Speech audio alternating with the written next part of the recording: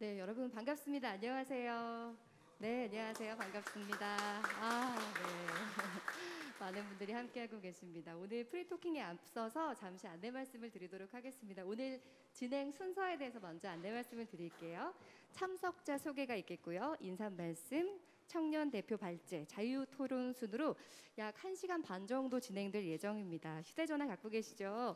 진동이나 무음으로 전환해 주실 것을 부탁을 드리겠습니다. 그리고 코로나19 방역 수칙 때문에 저희가 프리토킹 내내 마스크를 착용해야 한다는 점도 기억해 주시고요. 자, 오늘 2030 소통 프리토킹은요, 수원 청년들의 생각을 듣고자 하는 자리인 만큼 가감 없이 솔직하게 답변해 주시면 되겠습니다. 바로 시작을 하면 될까요? 네, 좋습니다. 자, 안녕하세요. 정식으로 인사드리겠습니다. 오늘 사회와 프리토킹 진행을 맡은 방송인 이지혜입니다. 반갑습니다. 네, 오늘 장소 관계상 앉아서 진행을 하도록 하겠습니다. 지금부터 청년의 마음을 듣다 2030 소통 프리토킹 세 번째 이야기를 시작하도록 하겠습니다. 박수로 한번 시작해 볼까요? 네, 반갑습니다. 네, 먼저 참석해 주신 분들 소개를 해드리도록 하겠습니다. 한 분 한 분 소개해 드릴 때마다 박수 부탁드릴게요. 자, 오늘 청년 대표 발제를 맡아주신 홍정아님 자리해 주셨습니다. 네, 반갑습니다. 네, 그리고 청년시 의원님이시죠. 김호진 시의원님 참석해 주셨습니다. 안녕하세요. 네, 그리고 오늘 토론을 위해서 15분의 청년분들이 참석해 주셨는데요. 앞에 옆에 다 앉아 계시지만 다들 어떤 사람들인지 무엇 하는 사람들인지 잘 모르실 거예요. 오늘 이야기 1시간 반 동안 나눠보면서 서로에 대해서 좀 알아가는 시간 가졌으면 좋겠습니다. 오신 분들이 예술인도 계시고요, 학생도 계시고요, 또 다문화 청년도 계시고, 취업 준비하시는 분들, 또 창업하시는 분들, 정말 다양한 분들을 모셨거든요. 다양한 계층의 2030 세대 15분 서로 박수로 인사해 볼까요? 네, 고맙습니다. 그리고 우리 염태영 수원시장님 자리하셨습니다. 네, 안녕하세요. 반갑습니다. 자, 시작에 앞서서 우리 염태영 수원시장님의 인사 말씀 들어보도록 하겠습니다. 예, 반갑습니다. 이곳 수원시립 아이파크 미술관 우리 청년 여러분 어떻게 자주 찾아줬나요? 행궁광장을 모르는 수원 시민은 없을 테고, 행궁광장 옆에 이러한 수원시립 미술관이 있는 거 대략은 알고 계실 텐데, 이곳에서 아주 뜻깊은 전시회가 많이 있는데 얼마나 자주 찾아주었는지는 잘 모르겠어요. 그래도 이렇게 안에 들어와 보니까 썩 근사한 분위기죠? 그래요? 예, 오늘 우리를 위해서 선뜻 우리 이지혜 아나운서가 이렇게 달려왔어요. 여러분들 화면에서 잘 보셨죠? 예, 실제 보니까 어때요? 그래요. 오늘 이지혜 아나운서와 우리 청년들이 화기애애한 가운데 지금부터 1시간 반 동안 여러분들의 생각을 자유롭게 이야기하는 그런 시간 갖기를 바랍니다. 이곳은 2015년에 세워진 건물입니다. 제가 수원시의 상징이라고 할 수 있는 화성 행궁 앞에 이 넓은 공터가 있었는데, 이곳에 무엇을 놓으면 좋을까 오랜 고민 끝에 미술관이라고 하는 공공장소를 놔야겠다는 생각을 갖고, 이것을 또 우리 시를 상징하는 건물인데 누가 어떻게 지는 게 좋을까 오랜 고민 끝에 우리 지역에서 사업으로 많이 수익을 창출했던 기업 중에서 우리 시를 위해서 기증을 해주면 좋겠다 생각을 갖고 몇 군데 제안했는데, 그 중에서 현대산업개발이 그것을 받아줬어요. 그래서 현대산업개발이 이 시립미술관은 전액을 출자해서 지어주고 시에 기부 체납했습니다.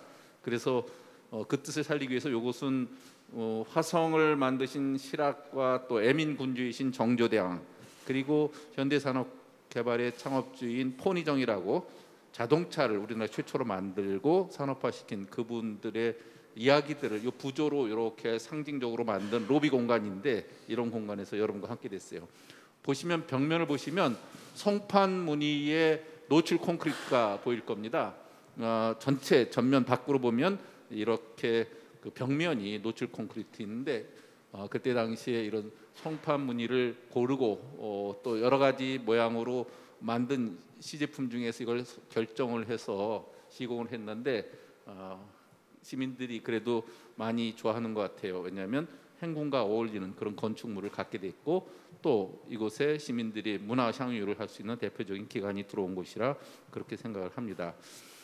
이런 공간에서 시민들 특히 우리 청년들이 갖고 있는 2030 세대의 아픔과 문제 이런 것들을 솔직하고 과감 없이 함께 나눠보는 시간을 갖는데 이전에 2번을 했어요. 5월달, 6월달 2번을 했는데 그때도 이렇게 유튜브라든지 이렇게 해서 제한된 인원이지만 더 많은 청년들이 자유롭게 볼 수 있게 준비를 했었거든요.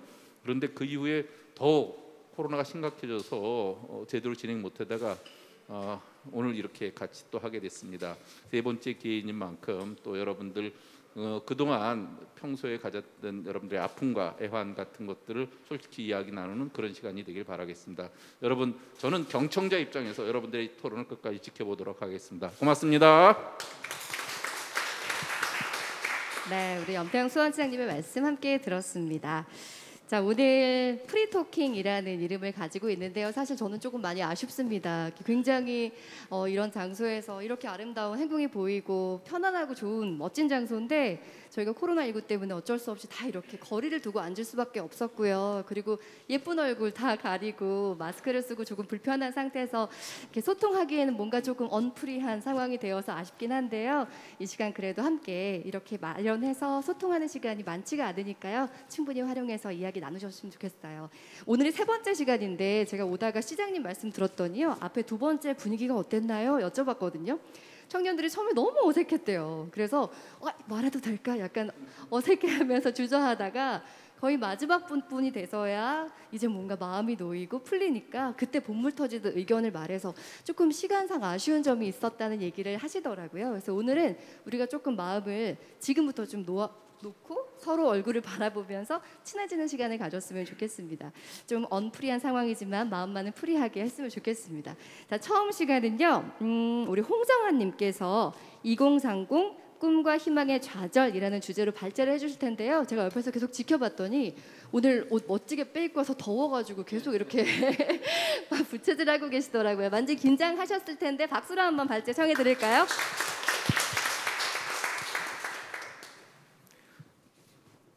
네, 안녕하십니까. 2030 소통 프리토킹 발제를 맡은 경기대학교 총학생회장 홍정환입니다. 네, 이렇게 발제를 할 수 있는 영광스러운 자리에 앉게 되었는데요. 발제하기에 앞서 말씀드리고 싶은 게 사실 프리토킹이라는 자리가 발제라는 단어 하나에 너무 무거워지지는 않을까 고민을 많이 하게 되었습니다.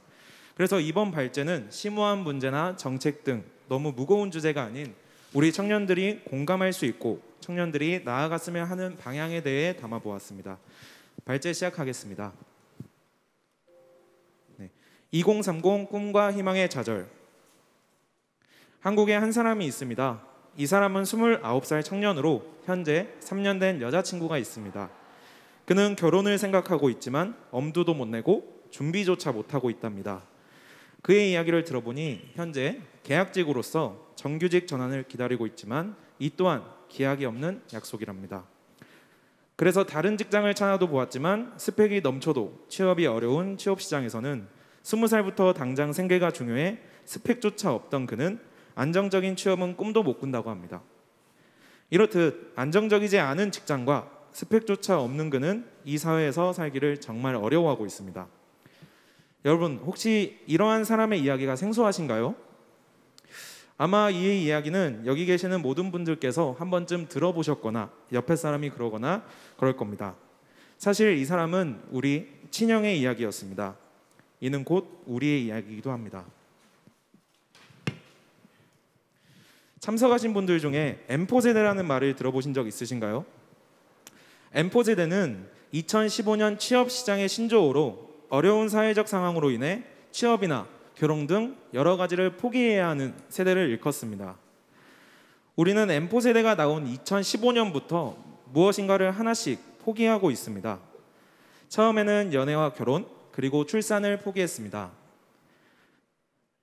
그 다음으로 내 집 마련과 인간관계를 포기하였습니다. 이제 우리는 우리의 꿈과 희망을 포기하기에 놓여 있습니다. 코시스 통계청 인구동향 조사에 따르면 혼인 건수 2015년 30만 3천 건에서 2020년 21만 4천 건으로 무려 8만 9천 건이 감소하였습니다. 가입 여성 한 명당 출산율은 2015년 1.24명에서 2020년 0.84명으로 0.4명이 지속적으로 감소하였습니다. 도대체 무엇이 우리가 이토록 하나씩 포기하도록 하는 것일까요? 취업 포털 사람인이 2030 세대 1660명을 대상으로 연애, 결혼, 출산, 대인관계, 내 집 마련 등을 포기한 이유에 대해 조사를 하였다고 합니다. 해당 조사에 따르면 49.8%가 모아놓은 돈이 없어서, 43.1%가 현재 수입이 없거나 너무 적어서, 40.9%가 웬만큼 돈을 모아도 힘들어서라고 합니다. 청년 고용 시장이 불안정하고 우리의 의식주가 보장되지 않기 때문에 우리는 하나씩 포기를 하고 있는 것이 아닐까요?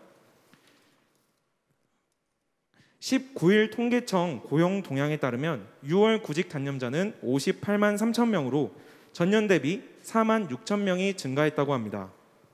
2004년 관련 통계가 개편된 이후 구직 단념자는 가장 많은 수치라고 합니다. 이 중 절반에 육박하는 27만 3천 명, 즉 전체 비중의 46.8%가 우리 청년들이었습니다.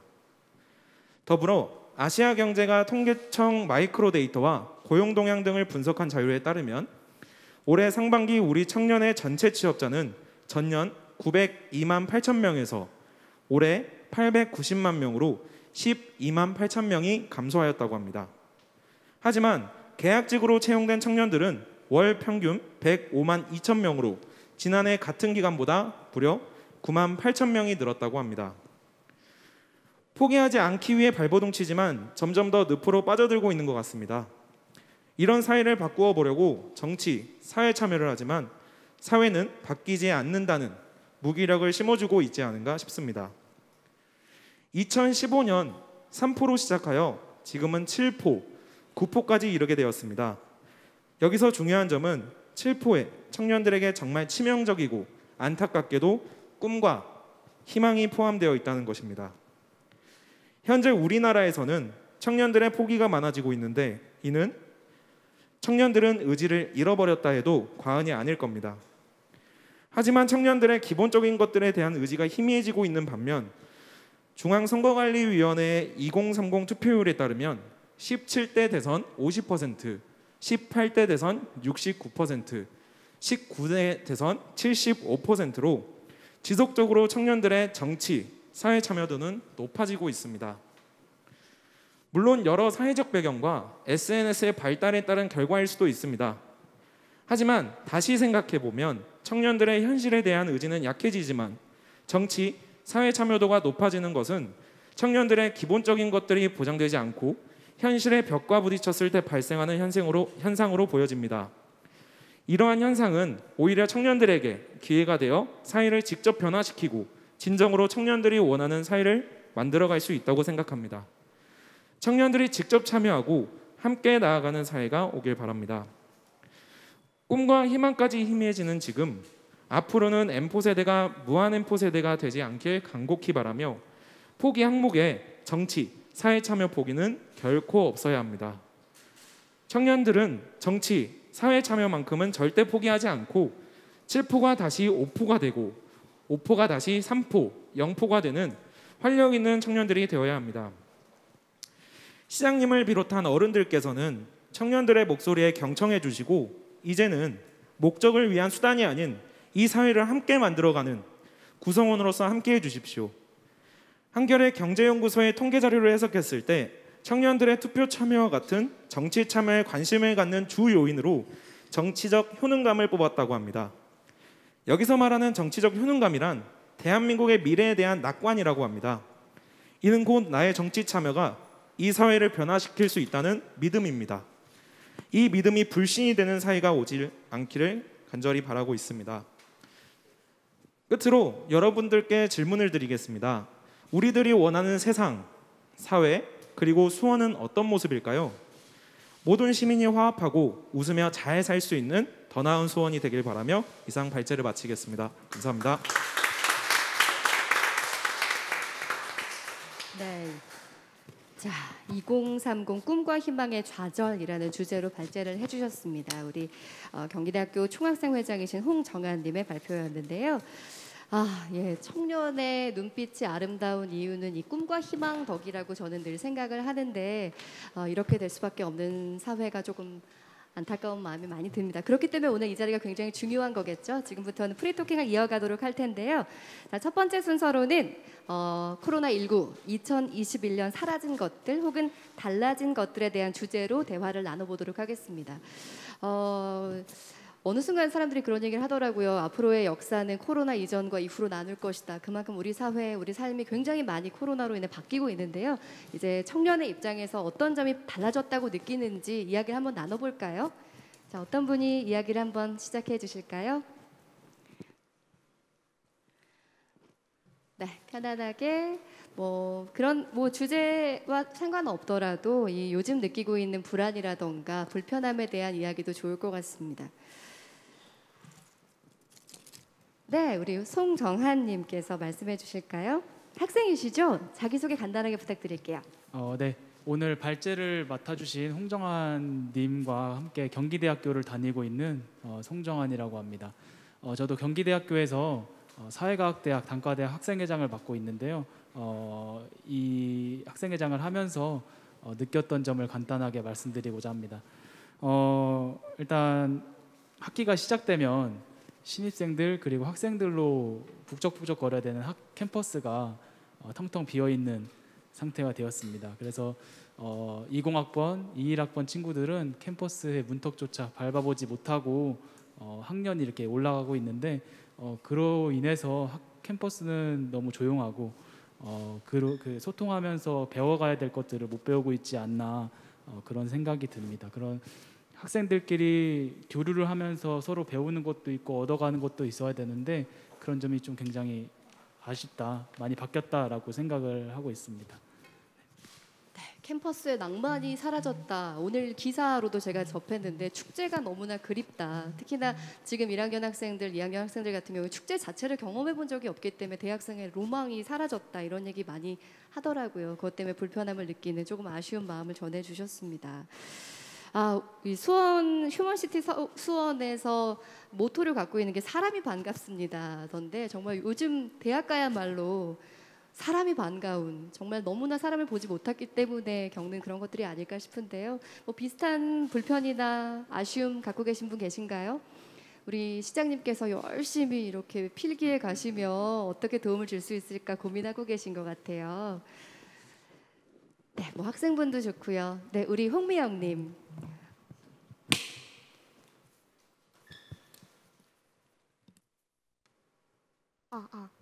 네, 말씀하시면 됩니다. 네, 안녕하세요. 저는 이제 수원시에 있는 시민단체에서 활동하고 있는 홍미영이라고 합니다. 이제 시민단체라고 하면은 뭐 하는 곳이지? 어떤 곳인지 궁금하신 분들이 많을 것 같아요. 시민단체 안에는 되게 많은데 제가 하는 건요, 상담도 하고요, 프로그램 지원도 하고요, 법률 문제가 있다 하면은 법원도 같이 따라가는 이제 종합적인 일을 하는 분야에서 근무를 하고 있습니다. 이제 저희는 코로나로 인해서 달라진 점이라고 한다면은 아무래도 프로그램을 해야 하는데 코로나라서 많이 모일 수가 없어요. 그러다 보니까 어떤 프로그램을 해야 될까라는 고민들이 다들 많습니다. 그래서 지금 나오는 것들은 이제 키트를 활용해서 재택에서 프로그램을 하는 것, 이런 식으로 진행을 하고 있고, 이제 상담이 필요하신 분들은 사실상 줌이나 이런 어플을 통해서는 조금 어려워서 1대1로 상담을 진행을 하고 있습니다. 그래서 무언가 이제 참여자분들, 상담하시는 분들을 했을 때 직접 대면하면 좋지만 그렇지 못하는 점이 조금 아쉽기도 하고 그렇습니다. 네, 사회 단체, 시민단체 활동가로 계신다고 하셨죠. 그러면은 하신지는 얼마나 되셨나요? 저는 이제 시민사회단체에서 근무한 지는 다른 기관까지 합해서 2년 5개월 정도 되는 것 같고요. 그러면 코로나 이전의 환경도 경험을 하신 거네요, 어느 정도는? 네, 경험했습니다. 네, 그럼 가장 체감하는 건 어떤 부분이세요? 가장 체감하고 있는 거는 사실상 교육이나 이런 거는 줌으로 충분히 들을 수 있지만 네. 실질적으로 이제 무언가를 몸으로 참여를 해야 한다던가 뭐 아프신 분들이 있을 수 있잖아요. 그럼 그분들을 위한 프로그램을 개발해서 하는데 그분들 집단으로 모일 수가 없고 그렇지만 저희도 측정된 예산이 있기 때문에 1대1 맞춤형으로 세부적으로 들어가기에는 좀 어려운 부분들이 있습니다. 뭐 교육도 그렇고 뭐 상담 말씀하신 것도 그렇고 온라인과 비대면으로 진행이 되다 보니까 디지털 리터러시 문제가 굉장히 심각하더라고요. 그러니까 뭔가 디지털 온라인에 강점이 있는 젊은 세대들은 좀 쉽게 참여할 수 있지만 상담이 정말 필요할 수 있는 어르신들이나 그런 분들은 오히려 좀 차단되는 그런 소통의 창구가 막혀버리는 상황들도 많이 생기는 것 같습니다. 자, 또 다른 이야기 한번 들어볼까요? 우리 학생들의 이야기와 시민단체에서 함께 하시는 분의 이야기를 들어봤는데요. 네, 제 옆에 이다원. 어떤 일 하고 계신가요? 이다원 씨는? 안녕하세요. 저는 여기 앞에는 쇼핑몰 운영을 한다고 써져 있는데요. 저는 지금 휴학생으로 학생 신분이자 창업자인 22살 이다원입니다. 저는 19학번으로 코로나 이전에 학교 대학 생활도 즐겨봤는데요. 앞서 말씀해 주신 것 같이 학생들과 많이 이렇게 저는 대학교 간 이유가 미래 진로를 위해서도 가는 것도 있지만 이렇게 친구들과 마지막으로 교류할 수 있고 또 대학생 생활에서의 문화가 있어서 그것을 배우러 간 건데 그러지 못한 점이 아쉽고 또 저 같은 경우는 농업 전공이다 보니까 실질적으로 실습 위주로 운영돼야 되는 게 많은데 지금 그렇지 못하고 농업을 이론적으로 배운다? 이런 거는 많이 한계가 있어서 그래서 이런 시간들이 조금 아쉬워서 현재 1년 정도 휴학을 했고요. 또 이 1년 동안은 무료하게 남기기는 아쉬운 마음에 지금 이전부터 하고 싶었던 거를 하자. 그리고 또 지금 코로나로 인해서 온라인 시장이 또 많이 발전됐으니까 쇼핑몰 운영을 시작해보자 해서 3월 중순부터 해서 약 6개월 정도 안 되게 운영을 하고 있는데요. 또 이렇게 쇼핑몰을 운영하다 보니까 코로나로 인해서 제일 큰 문제는 장사가 이렇게 판매가 많이 이루어지다가도 코로나 확진자가 많이 나왔다 이러면 또 사람들의 외출이 잦아지면서 조금 적어지면서 또 상품 판매 개수가 줄어들고 있는 상황을 저는 코로나 현재로서는 제일 실감하고 있는 부분입니다.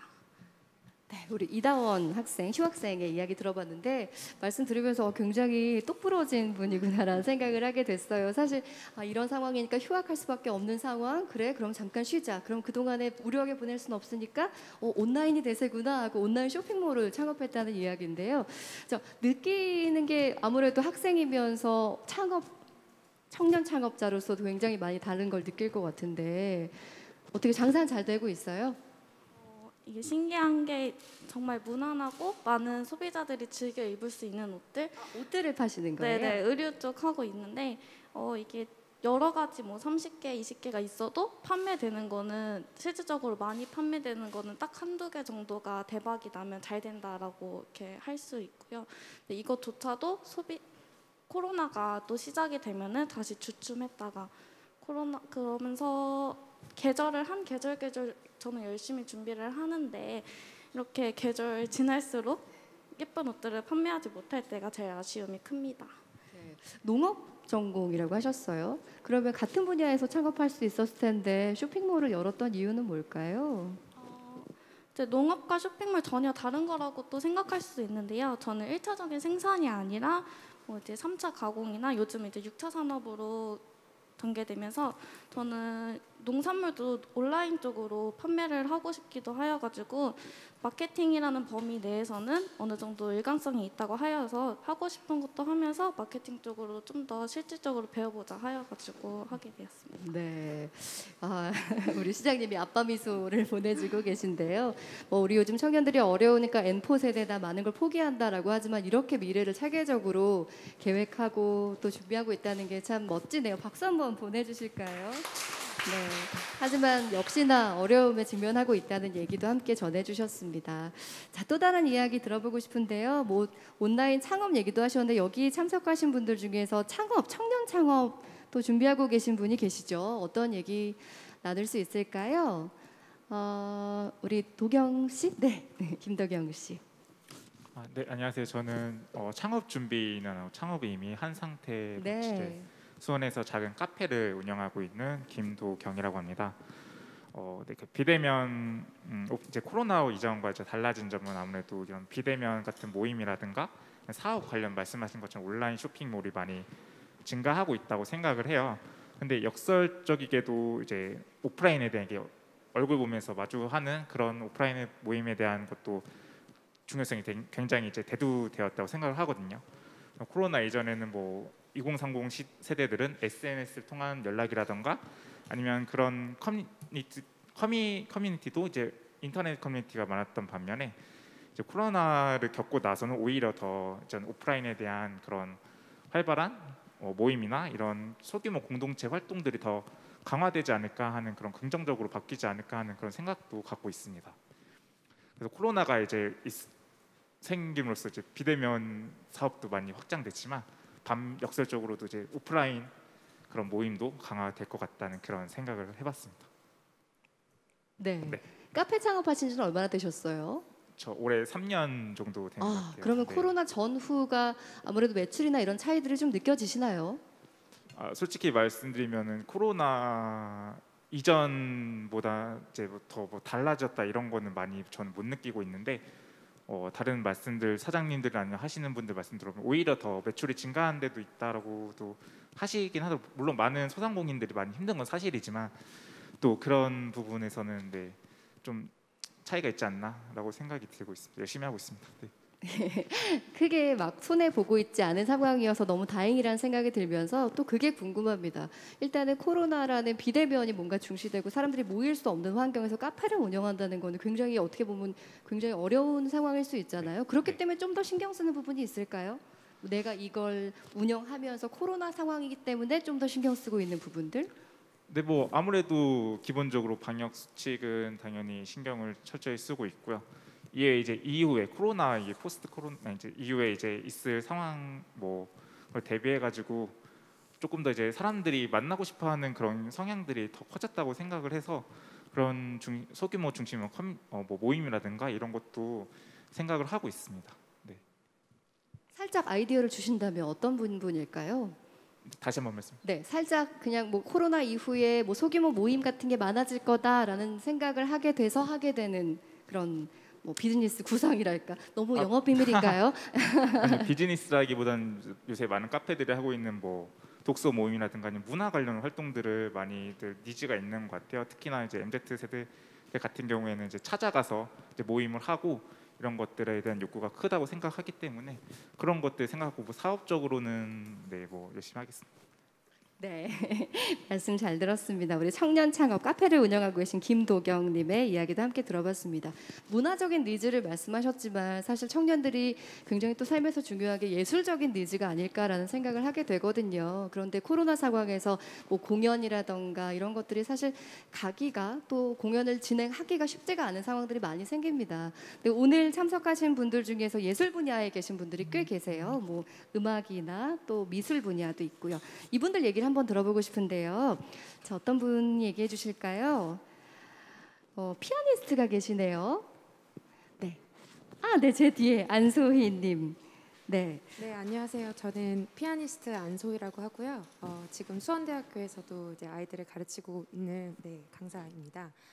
뭐 아시다시피 공연계가 이제 많이 주춤을 했었어서 특별히 작년에는 더더욱이나 많은 공연이 취소가 됐었는데 올해는 다행히 많이들 준비를 하셔서 네, 공연이 취소되지 않고 많이 진행이 되고 있습니다. 대신 이제 거리를 이제 뛰어 앉아서 하게 되면서 청중들은 많이 모시지 못하고 있지만 아까 말씀하신 대로 많이 못했기 때문에 관객분들께서는 이 문화를 체험하고 같이 문화생활을 하는데 많이 필요를 느끼셨나 봐요. 그래서 긍정적이라고 저는 연주자로서 긍정적인 부분이라고 할 수 있는 건 거리 앉기를 하다 보니 이제 참여할 수 있는 관객 수가 제한되어져 있고 그 제한되어져 있는 관객에 함께 참여하고자 하시는 의도가 더 커지셨어요. 그래서 사실 저는 이제 클래식 연주자인데 이제 클래식 음악이 그렇게 인기가 있지 않은 분야이면서도 사실 저희는 항상 관객이 꽉 채워서 연주를 해본 적이 없었는데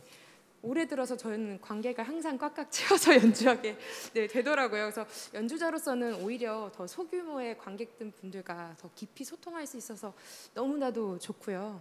저는 또 가르치는 사람으로서 한 가지 좀 안타까운 점들이 있다면 이제 학생들하고 저는 이제 같이 소통을 하고 또 학생들 이제 미래의 어떤 진로에 대해서 같이 이제 아이들과 나누다 보면 음악을 하고 난 다음에 특별히 코로나 이후에 음악을 계속 해야 하나요? 라는 질문들이 더 급격하게 많아졌어요. 그래서 이 예체능을 할 수가 더 없겠다.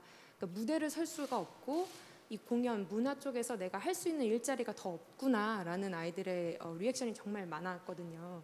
이제 그 말은 즉 공연자뿐만이 아니라 이제 가르치는 사람으로서도 설 자리가 더 많아야 하는데 안타깝게도 모임이라는 것들이 다 취소가 되고 많은 사람들이 만나지 못하다 보니까 아마추어 뭐 합창단이라든지 아마추어 오케스트라든지 그러니까 전공자가 아닌 정말 취미로 즐기실 수 있는 자리가 너무 급격하게 줄어들면서 동시에 가르칠 수 있는 역할이 너무나 많이 줄어들었어요. 그게 좀 가장 아쉽고요.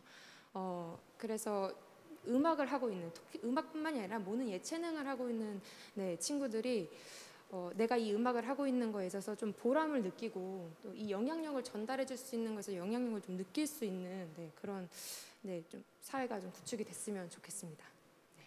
네, 말씀하셨듯이 뭐 예술 분야, 뭐 미술, 음악 분야는 사실 누군가 저한테 새해 인사로 노래하는 삶을 사세요라고 말씀하신 적이 있었거든요. 그 노래하는 삶이 뭘까 생각해 보면 사람이 마음이 행복할 때 노래가 나오잖아요. 마음에 여유가 있을 때 그런 예술을 즐길 수 있는 여유도 생기고 하는 건데 요즘같이 좀 어려운 때 그래도 그런 어떤 욕구들이 예술계를 더 찾게 만든다는 건 참 감사한 일이라는 생각도 듭니다. 그런데 말씀하셨다시피 그걸 즐기는 것뿐 아니라 앞으로 내가 이 분야로 나가야 할까 진로를 고민하는 분들이라면 코로나19 시대 정말 고민이 되실 것 같거든요.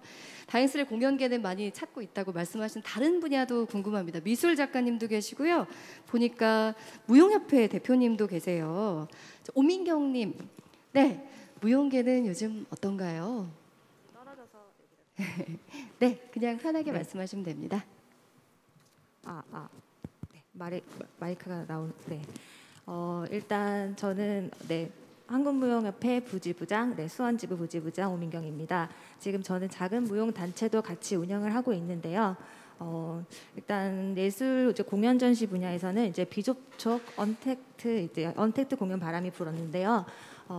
일단 전시 같은 경우에는 이제 시간을 나누어서 그리고 이제 한정된 인원들이 들어가서 이제 미술 작품 같은 거는 관람할 수 있을 거라고 생각을 하지만 일단 공연 분야는 여러 번 이제 무용수들이나 이제 연극하시는 분들이나 이렇게 행하는 사람들이 여러 번 하기에는 좀 한계가 있다고 생각을 합니다. 그래서 이렇게 그렇게 되면 이제 관객 수나 이런 거에 따라 이제 표 수나 이제 이런 것들이 적어지다 보니까 이에 어려움이 있었을 거라 생각을 하고요. 그리고 일단 이제 요즘에는 그 언택트 이제 공연처럼 이제 이렇게 유튜브나 이런 거를 실시간으로 이제 공연을 중계하는 거를 많이 도입을 해서 하려고 하는데 이제 이런 거는 이제 교육들이 다 안 되다시피 하니까 일단 이런 부분에서 어려움들이 있었습니다. 그리고 일단 저희 항상 이제 수원의 큰 연례 행사인 수원 화성문화제가 이제 작년에는 이제 취소가 되어서 이제 매년 참가하고 있었는데 이제 이런 거에서는 너무 아쉬움이 있었고 이제 근데 또 다음 달에 그래도 작게나마 이제 미디어 아트 쇼를 하신다고 하셔서 이제 이게 되게 기쁜 소식이라고 생각하고 저는 이제 공연 활동을 많이 못한 거에 대해서 많이 아쉬움이 남고 이제 어쨌든 환경이 변하면 이제 변화를 받아들여야 되니까 이 부분에도 이제 저희가 또 이제 노력해서 이제 이런 위기가 또 안 오리란 일은 없으니까 이에 다 대비를 해서 충분히 또 공부를 해야 된다고 생각하고 있습니다. 네, 온라인으로 공연을 하는 경우를 저도 많이 보기는 했는데 늘 아쉬움이 있죠. 왜냐하면 무대 가까이에서 공연하는 사람들의 숨소리와 땀 흘리는 거, 그 동작 하나하나를 지켜보는 것과 온라인으로 우리가 보는 것은 좀 한계가 있으니까 하시는 분들도 보는 분들도 많이 아쉬움이 있으실 것 같습니다. 자, 우리 공연계 그렇고요. 또 미술가도 계세요. 조각가도 계시고 또 미술 작가님도 계신데 자, 미술계는 어떨까 궁금한데요. 우리 서윤덕 대표님, 네, 조각가시면서 청년 공동체 대표기도 하시네요. 네, 안녕하세요. 네. 조각을 하고 있긴 한데 공공미술팀 반디시아는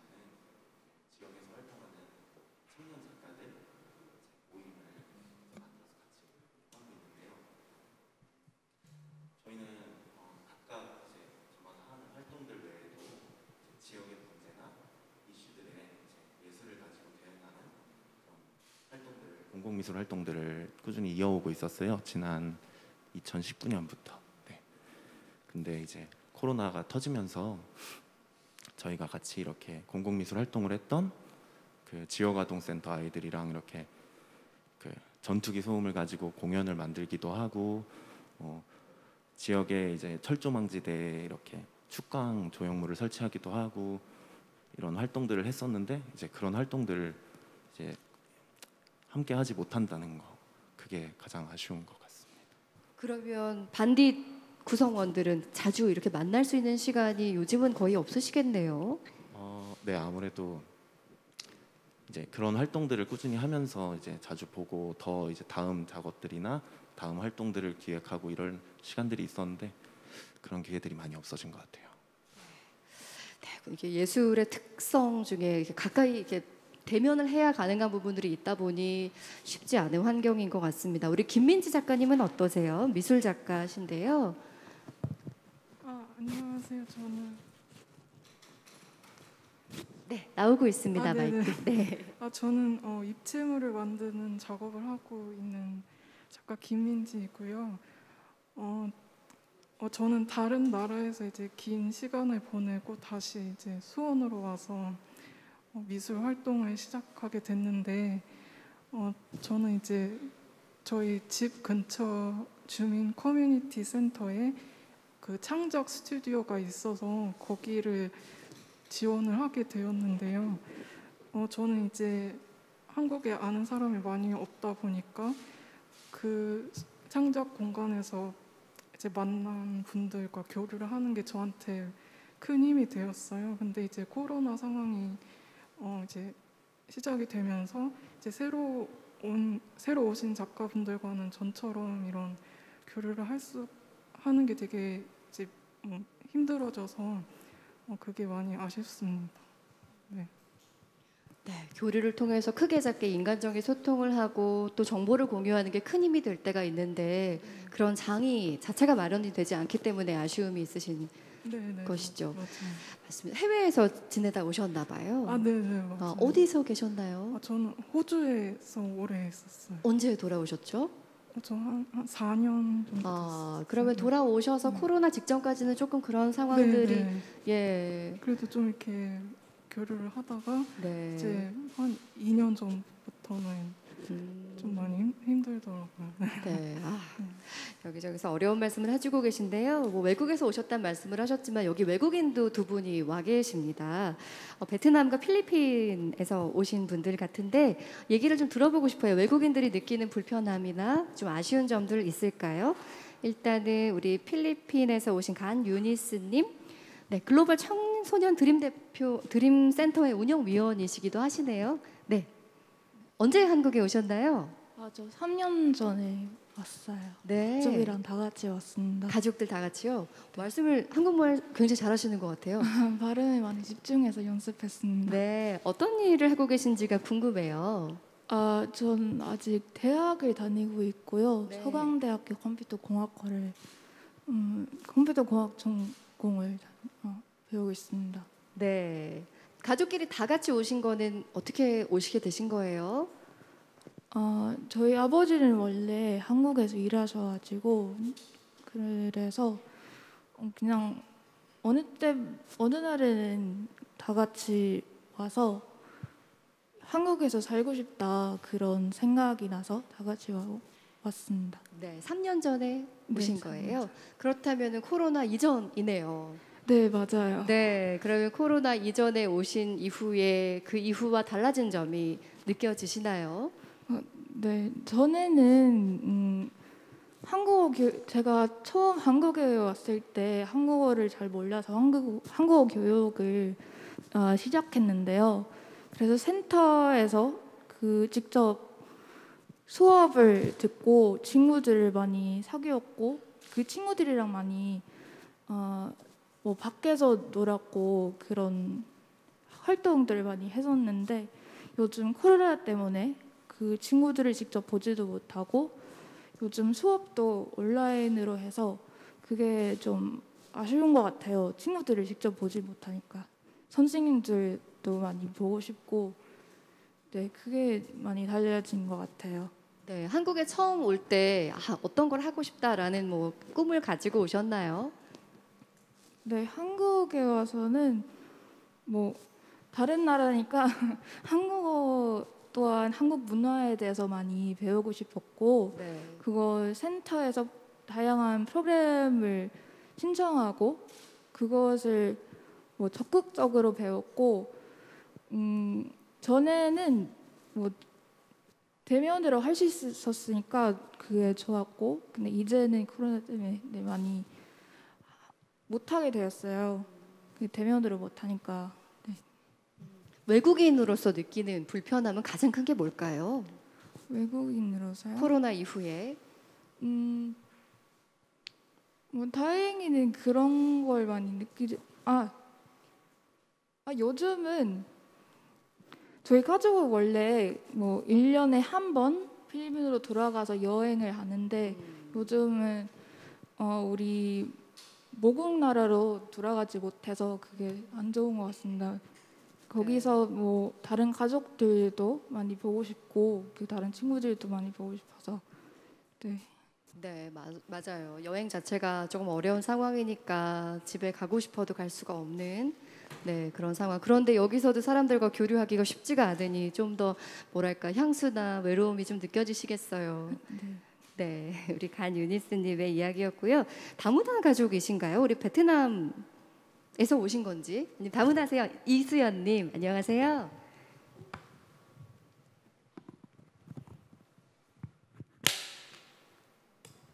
네, 안녕하세요. 저 베트남에서 왔고요. 현재 수원시 다문학교 쪽 지원센터에서 근무하고 있습니다. 네. 네, 저 이수연입니다. 네, 반갑습니다. 네, 한국 온 지 13년 되었습니다. 13년이요? 네. 와, 그러면은 20대 초반? 그때 오신 거예요? 네. 아, 그러시군요. 네. 이제 코로나 때문에 예전에는 엄마들 센터에 와서 한국어를 공부할 수 있는데 이제 대면으로 할 수 없으니까 저희 같은 결혼하고 오는 엄마들이 이제 집에서 온라인으로밖에 못하다 보니까 이제 제일 큰 문제는 그 대면으로 센터 오셔서 공부하면 이제 한국어를 어쨌든 간에 늘어 할 수 있거든요. 네. 한국어를 빨리 배울 수 있는데 이제 코로나 때문에 올 수가 없고 온라인으로 하다 보니까 집에서 아기도 있고 어머님 뭐도 이렇게 있고 그렇다 보니 공부가 안 돼서 한국어를 이제 다 까먹었다고 대부분 그렇거든요. 그래서 그런 점이 너무나 요즘에 더 많이 전화 오고 이제 많이 힘들어 보여요. 다. 처음에 그러면 한국에 오신 거는 한국으로 결혼을 해서 오신 건가요? 네, 저는 결혼을 하고. 그러면 처음에 오셨을 때랑 지금 상황이 많이 비교가 되시겠어요? 네. 네, 그때 처음엔 어떠셨어요? 제가 13년 전에도 전 다문화 나가서 공부하지도 못하고 어쨌든 간에 뭐 선생님이 와서 뭐 한국어도 배울 수도 있고 아니면 여러 가지 아무래도 편하고 좋았는데 요즘하고 비하면 너무나 지금 엄마들 다 어렵고 이제 일 나가 예전에는 애들 다 학교에 가니까 엄마들이 뭐 봉사회나 아니면 남은 시간에 공부할 수 있고 아니면 뭐 배울 수 있는데 이제는 아이가 집에 있다 보니까 엄마가 아무것도 못 하다 보니까 그렇죠. 그런 점은 너무 요새 안타깝습니다. 네. 네, 우리 대한민국에 다문화 가족이 굉장히 많습니다. 알고 계시겠지만 그런데 뭐 그분들에게 한국어를 하는 능력은 어떻게 보면 생존과 관련된 능력일 수 있는데 한국어를 배울 수 있는 기회조차 사실 대면으로 쉽지가 않다는 말씀이셨어요. 지금 그러면 다문화 가족 지원센터에서 많은 다문화 가족들과 만날 기회조차 없으신 건가요? 예, 온라인으로 하고 있나요? 코로나 시작할 때부터 지금까지 아예 모든 프로그램하고 뭐 네. 한국어이고 뭐고 다 비대면으로 하다 보니까요. 네. 잠잠해진 줄 알았더니 너무나 더 심하다 보니까 엄마들 가정에서도 뭐 요새 너무 많이 힘듭니다. 예. 네, 어려운 말씀을 또 해주셨습니다. 사실 청년이라고 하면요, 뭐 아주 오랜 역사 속에서 80년대는 뭐 민주항쟁, 90년대는 IMF 세대, 그야말로 어떤 시대의 아픔을 함께 해왔다고 할 수가 있을 텐데, 그렇기 때문에 기성세대들은 야, 아프니까 청춘이다, 나도 그랬어, 나 때도 그랬어 라는 얘기를 하게 마련인데, 사실 지금 이 어려운 상황들이 우리 기성세대, 코로나뿐만이 아니라 기성세대가 만들어온 체계들 때문에 어려워지는 상황도 있지 않을까 하는 생각이 돼서 이번에는 이 경제 문제에 관한 이야기를 나눠보고 싶은데요. 요즘 아까 우리 홍정아님께서 발제도 해주셨지만 구직을 포기하는 분들도 많이 계시다. 취업난이 워낙 어렵고요. 그리고 알바 자리 구하기도 힘들다. 그리고 일반 직장인 월급으로는 집을 살 수가 없다라는 말씀을 하셔서 사실 많은 청년들이 빚을 내서 투자할 만큼 비투 문제라던가 뭐 주식, 비트코인 열풍이 일어나고 있는 것도 사실은 뭔가 좀 안타까운, 좀 위태로운 상황이 아닐까 싶습니다.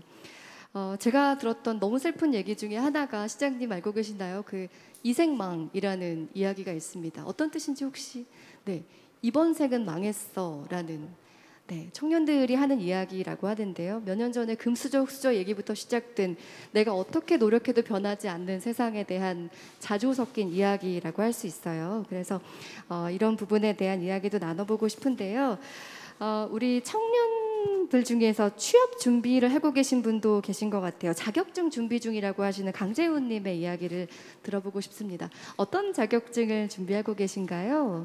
네, 저는 현재는 바리스타 자격증을 취득해서 취득했습니다. 네, 그러면 카페 창업을 준비하시나요?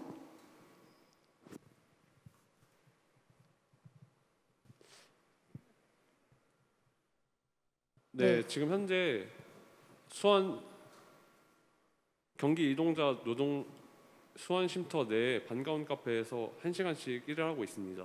네, 그러면 지금 대학을 졸업하고 준비하기 시작하신 건가요? 저는 대학 생활 중에 주변 환경에 대한 막연한 두려움으로 학업을 중단할 수밖에 없었습니다. 이후에 정신적 상담을 받으면서 구직 활동을 하였으나 생각대로 되지 않았습니다. 지금은 건강을 좀 회복하여서 바리스타 자격증을 취득하면 좀 더 좋은 일자리를 구하는 데 도움이 될 거라고 생각해 바리스타 2급 자격증을 취득했습니다.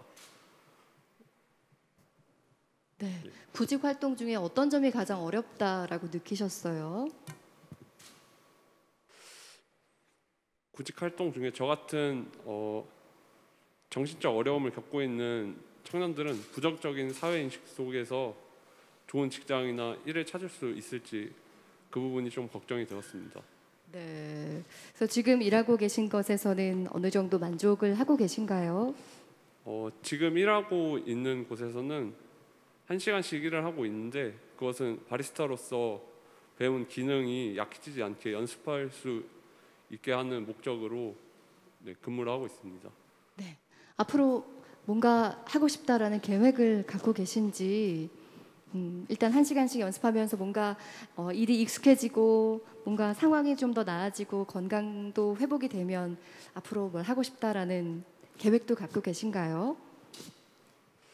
네, 저도 저만의 카페를 차리면 좋겠습니다. 네, 오랜 시간 준비하고 계신 것 같습니다. 그 과정이 쉽지는 않지만 그래도 지금 열심히 하고 계시니까 정말 잘 해내셨으면 좋겠다는, 우리 박수 한번 보내드릴까요? 네, 고맙습니다. 좀 역설이라고도 할 수 있을 것 같습니다. 우리 2030 세대의 그 키워드 중에 하나가 플렉스 소비라는 게 있더라고요. 여기 계신 분들도 공감을 하고 계실지 궁금한데요. 플렉스 소비라고 알고 계신가요? 플렉스 하는데 사실 이게 몸을 구부리다, 근육을 이렇게 힘주다 이런 뜻을 갖고 있는데, 뭔가 과시하면서 지르게 되는 소비 행태를 말하고 있습니다. 예전에 항상 2018년부터 욜로라고 해서 나 인생을 한 번밖에 안 산다, 그러니까 내 현재 만족이 굉장히 중요하다라는 것 때문에 이런 소비가 생겼는데, 최근에는 플렉스 소비가 더 강세라고 해요. 그러니까 현재 만족감을 위한 소비라는 것은 같은 거긴 한데 여기에 내 자존감, 어떤 자신감, 뭐 어떤 과잉된 소비를 즐기는 뭐 부정적인 뜻만은 아니라는 생각이 드는데 이게 뭐 자기 만족을 위한 거다.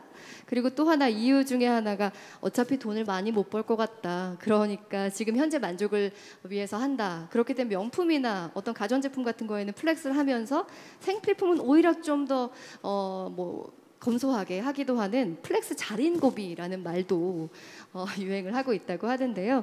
이에 대한 생각도 굉장히 궁금합니다. 우리 뭐 쇼핑몰 하고 계신 분도 계시고 여러분도 뭔가 소비를 하고 있잖아요. 이 부분에 대해서 어떻게 생각하시는지 궁금하네요. 네, 우리 한지웅님. 안녕하세요. 저는 경기대학교 학생 한지웅입니다. 그 아까 발제자분이 말씀하셨던 꿈과 희망의 좌절을 플렉스 소비가 지금 보여주고 있다고 생각을 하는데요. 플렉스 소비라는 게 명품이나 어떤 비싼 물건을 사는 행태를 말하는데 이게 청년들이 미래 발전과 꿈과 희망이 있다면 자격증이나 아니면 어학 그리고 취업을 하기 위해서 소비를 해야 된다고 생각하는데 이게 사회가 불공정하고 그리고 누구는 아는 사람을 통해서 취직하고 누구나 아는 사람이 없어서 취직을 잘 못하는 이런 사회를 보여주는 일종의 단어라고 생각을 하고 있습니다. 약간의 박탈감을 표현하는 또 다른 네, 수단이다 맞습니다. 말씀이시죠. 플렉스 소비 해보신 적 있으세요? 네, 저도 플렉스 소비를 가끔씩 하는데 어떤 이게 거 하세요? 제가 그 명품 신발을 돈을 모아서 하나를 샀는데 이게 저도 지금 현재 제 자존감이 떨어지니까 명품 소비를 하면서 제 자존감을 높이는 하나의 소비 행태라고 생각을 했습니다. 네. 그러면 본인이 느끼기에 자존감에 도움이 되나요? 이게 소비를 할 때는 자존감이 잠깐 올라가는데 그게 얼마 안 가고 바로 또 자존감이 떨어지는 네. 것도 있는 것 같습니다. 네. 또 다른 경험담도 들어보고 싶어요. 플렉스 소비에 대한 생각도 궁금하고요. 어떠세요? 뭐 지금 말씀하셨지만 요즘 젊은 친구들이 그렇게 무모하지만은 않아서요. 플렉스 소비를 해서 명품을 사고도 중고 시장에서 거래하면서 또 실익을 챙기기도 하더라고요. 네, 우리 김덕영님. 네, 이렇게 플렉스 소비가 늘어나는 데는 이제 환경적으로 이유도 있다고 생각해서 예전보다는 즐길 거리 그리고 놀거리가 많아진 이유도 있고 또 하나 예전에 뭐 이전 세대들은 물건을 살 때 가성비를 따졌다면 요즘 세대들은 내가 마음에 드는 거 이런 가심비를 조금 많이 따지는 것 같아요. 그래서 이 가심비를 따지는 것도 이유 중에 하나가 뭐 굳이 비싼 게 아니라도 말씀 중고 물품이 내가 마음에 드는 게 있다고 하면은 바로 돈을 모아서 산다던가 이러한 이유들이 이제 아무리 돈을 모아도 말씀하신 것처럼 뭐 집이라든가 아니면 이런 거를 사거나 아니면 내 삶에서 안정을 찾을 수 없기 때문에 좀 내 마음에서나마 안정을 좀 찾자라는 그런 이유에서도 좀 플렉스 소비를 많이 하지 않나. 또 그래서 그런 가심비라는 그런 트렌드가 또 하나의 요즘에 이슈로 떠오르지 않나 그렇게 생각을 하고 있습니다. 우리 도경 씨도 그러면 플렉스 소비 해본 적 있으세요? 네, 저 같은 경우에는 이제 뭐 일 마치고 가다가 좀 소소하게 제가 좋아하는 뭐 좀 비싼 술이라든가 이런 걸로 집에서 홈술을 한다던가 아니면 요새 홈카페 이런 것도 많이 하거든요. 그래서 이전에는 많이 뭐 되게 고급의 원두, 비싼 원두, 내가 좋아하는 원두를 사서 먹는다던가 아니면 좋은 음식을 먹는다던가 이렇게 소소하게 좀 플렉스하면서 살고 있는 것 같아요. 네. 그러니까 예전의 청년 세대 같은 경우에는 그래서 아주 예전일 테지만 그러니까 내 미래를 위한 투자다 생각하고 내 시간과 내 만족을 다 접어둔 경우가 많았는데 요즘에는 그래도 좀 즐기고 내 만족감을 굉장히 중시하는 태도는 저는 꽤 유의미하다라는 생각을 하게 되거든요. 그런데 그 이면에 어차피 돈 모아도 집은 못 사잖아. 그러니까 현재를 살자라는 어떻게 보면 좀 너무나 안타까운 마음이 담겨있기 때문이라는 생각도 드는데 그렇기 때문에 나온 신조어 중에 하나가 또 벼락거지라는 게 있습니다. 벼락 부자라는 얘기는 우리가 많이 들었는데 벼락거지 어떤 뜻인지 알고 계신가요? 이게 자신의 소득에 별 변화가 없는데 뭐 부동산이나 주식이 폭등하게 되면서 상대적인 빈곤이나 박탈감을 느끼게 되는 경우 그렇기 때문에 뭐 주식 투자라던가 비트코인에 투자하는 청년들이 많이 늘고 있는데요. 문제는 이걸 빚을 내서 투자하게 된다는 거죠. 기대가 없으니까 다른 거에 대한 그런 경험담도 한번 들어보고 싶습니다. 여기에 있는 청년들 중에서도 뭐 주식이나 비트코인 관심 갖고 계신 분들 계실까요? 네. 오늘 오신 분들 중에는 없나요? 네. 네, 우리 흥미영님. 저는 이제 주식이랑 비트코인 두 개 다 하고 있습니다. 네, 그래서 두 개를 다 하는 이유는 은행의 금리는 지금 평균 0.8% 정도의 이자율을 가지고 있어요. 근데 그 돈을 주식이나 비트코인에 투자를 하게 된다면 그 1년간의 수익을 하루 만에 얻을 수도 있고 일주일 만에 얻을 수도 있습니다. 근데 이게 이면으로서는 반대로 잃을 가능성도 있기 때문에 저 같은 경우에는 이제 일정 월급이 들어온다면 일정 비율의 퍼센트를 정해두고 그 비율만큼만 이제 코인에다가 해놓고요. 그 이외에는 이제 저축으로 이제 두 가지 다 병행하고 있습니다. 수익률 괜찮나요? 저는 이제 주식이나 코인으로 그래도 300만 원 이상 벌었다고 생각하고 있고 친구들도 뭐 네. 많이 벌고 있는 편입니다. 친구들도 많이 하고 계세요? 네, 친구들도 다 하고 있고 이제 저희 친구들 같은 경우에도 뭘 하면은 사실 옛날에는 주식을 하면 망한다 뭐 이런 얘기도 있고 부모님들 세대에는 적금을 해야 안전하다라고 하지만 그때 당시의 적금과 지금 당시에 이제 적금 이자 비율을 비교한다면은 차이가 많이 나기 때문에 친구들도 이제 소량의 금액이라도 투자를 하고 있습니다. 네. 어르신들이 걱정하는 거는 그래 있는 수준에서는 뭐 투자할 수 있지인데 이게 빚을 내면서까지 투자하는 경우가 생기는 거잖아요. 우리 미영 씨 같은 경우는 어떠세요? 그 부분에 대한 생각은? 저는 자신의 안정된 금액, 이 금액은 내가 없어도 생활할 수 있겠다. 이런 금액에 대해서는 투자하는 건 긍정적이라고 생각하는데 만약에 내가 무리하게 빚을 내서 하는 것은 조금 지양해야 되지 않을까 싶습니다. 네, 요즘 청년들이 참 똑똑하다는 생각을 하게 되는데요. 저도 대학 때 뭔가를 할 수 있을 것 같아서 그 교양 수업으로 증권 시장에 이해 들었거든요. 근데 저는 아무리 들어도 이해가 안 돼서 전 지금까지도 한 번도 투자해 본 적이 없는데 벌써부터 관심을 가지고 이렇게 계속 투자하고 있는 분들 또 수익까지 내고 계시다니까 그런 분들도 있습니다. 또 다른 분 있을까요? 네, 우리 다원 씨. 안녕하세요. 저는 제가 이게 직접적으로 한 적은 없지만 이제 요즘 분양 홍보관 이런데 거절을 못해서 끌려 들어간 적이 있어요. 네. 이렇게 들어가면은 아까 말씀하셨던 것처럼 아무리 통장에 넣어봤자 이자율이 이거밖에 안 되니까는 이렇게 부동산에 한번 해보는 건 어떻겠냐 하면서 말씀하시면서 이렇게 하면은 수익률이 훨씬 더 좋고 이렇게 얘기를 하시면서 제 나이를 듣고 깜짝 놀라시면서도 아무리 그래도 요즘 20대 초반부터도 많이 하고 있다면서 실질적으로 계약한 이렇게 20대 초반의 서류들도 보여주시더라고요. 그러면서 느끼는 게 벌써 이렇게 어린 나이부터도 그러니까 순수히 일해서 버는 돈 말고 이렇게 재테크를 위해서 많이 하고 있구나라는 거를 느꼈습니다. 다원 씨는 계약 안 하셨어요? 저는 그런 거 무서워가지고 못했는데 네. 나중에 기회가 되면 저도 그런 거 배워가지고 하면은 아까 말씀하셨던 것처럼 할 수 있는 선에서는 해보면 좋을 것 같습니다. 워낙에 부동산 시장이 너무나 천정부리로 오르기 때문에 그게 투자의 어떤 집을 마련한다는 것보다는 투자의 개념으로 말씀하시는 거죠?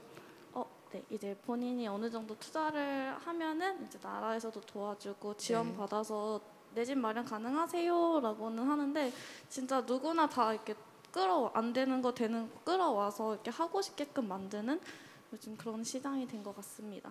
네, 맞습니다. 또 다른 이야기 들어보고 싶어요. 우리 송정현님. 네.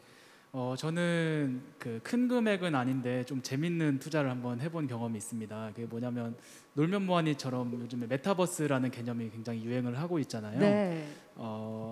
게임인데 어스2라는 게임이 있습니다. 굉장히 간단한 방식인데 구글어스 맵을 기반으로 땅을 구매하게 됩니다. 그러니까 가상의 땅을 부동산으로 구매하게 되는 거죠.